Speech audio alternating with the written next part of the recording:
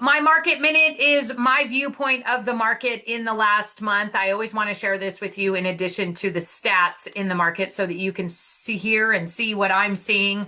A lot of land deals for me this last month. And people that aren't looking to actually do anything with the land right now, they're thinking future retirement, future plans. They want a piece of land that they can call their own and do something with at a later date. And also, if you're thinking, holy cow, I don't have that much cash, a couple of them got loans on the land. So yes, you can get a bare land loan to purchase this. And they did not want to miss out on the prices right now that they were seeing.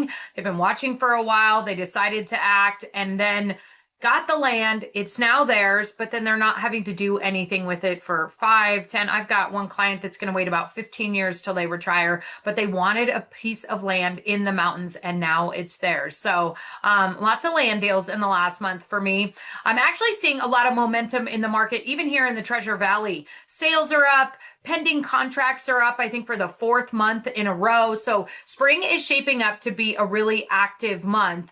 And, that means buyers have more options and sellers don't panic. Yes, we are seeing homes on the market. More people put their homes on the market in the spring, but I'm seeing a lot of multiple offers and homes going under contract rather quickly. Of course, that's price point specific.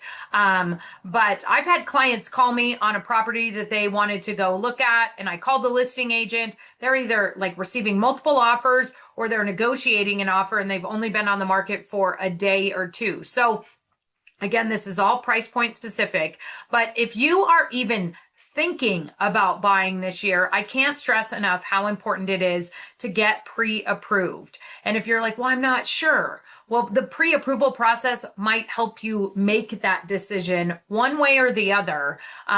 But it's so hard to call up your realtor and say, hey, I want to go look at this property, but you're not pre-approved, because we don't know if you can actually afford that house. We need to know what your purchase power is. So if you're doing, is looking on Zillow and you've got the wish list, it's a pipe dream, I'm not actually ever going to move, there's those people on Zillow. But if you're looking at Zillow and you're like, maybe, what if? It's the thought's been rolling around in my brain, I would say call your lender and get pre-approved. Find out what your purchase power is, because it's not fair to you, it's not fair to me, and it's not fair to the seller to go look at a house that you can't put an offer in on at that moment.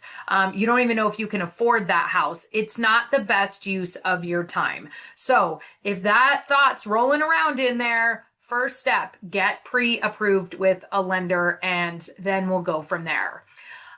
Speaking of lenders, I have to share this. I'm a mentor at my brokerage, and so I help brand new agents. I've got a couple agents that have buyers that were under contract and actually lost out on the home they were under contract with due to poor lending. And what happened to both of them, it was crazy that this happened twice in the same month, was that their lenders do not work on the weekends because they work for banks and credit unions. And so they're not open on the weekends, and they were not able to get their pre-approval in time. And because the market is moving faster, those sellers moved on to the next offer that they received. So I would advise you that if your your lender also works in car loans and checking accounts and savings accounts and CDs, they might not have the bandwidth to give you the full attention that you need on a home loan, and especially if they don't work on the weekends. And I feel confident in saying this. I'm not trying to bash any of the institutions that we have here. I love where I bank. Checking accounts, savings accounts. My son has a savings account there. I will never, ever use them for mortgages. Before I got into real estate, I tried, and my husband and I found our home on the weekend. We were already pre-approved, but I needed the pre-approval letter that was specific to our offer, and called my lender. Doesn't work on the weekends. So the seller was allowing us to get back first thing Monday morning. To this day, I have never, ever heard from that lender ever again. We were scrambling at the 11th hour to get pre-approved so that we could keep under contract on this home. It was an absolute nightmare. So I made that mistake of assuming because they were great with my checking accounts and savings accounts that they would be a great lender. They're not. I personally believe you need a lender that is solely focused on home loans. And if you need a recommendation for a lender, talk to a realtor. I would be happy to help you with that because I work with lenders day in and day out. When I'm a listing agent and the buyer's got a specific lender, I can see also on the other side if they're getting good service or not too. I know the ones to avoid. I know the ones to recommend. So definitely you want to talk to a realtor about who's a good lender, or if you know a lender, ask them, like, are you offering other services as well? Do you work on the weekends? These are the things to talk about because when you do find that home that you love, you don't want to lose out on it because your lender is unavailable or too busy working on a product that's outside of mortgage loans. So just my 2 cents there. And like I said, it has been a fantastic spring here in the Treasure Valley. If you have any questions, need any information, as always, please reach out. I would love to help you.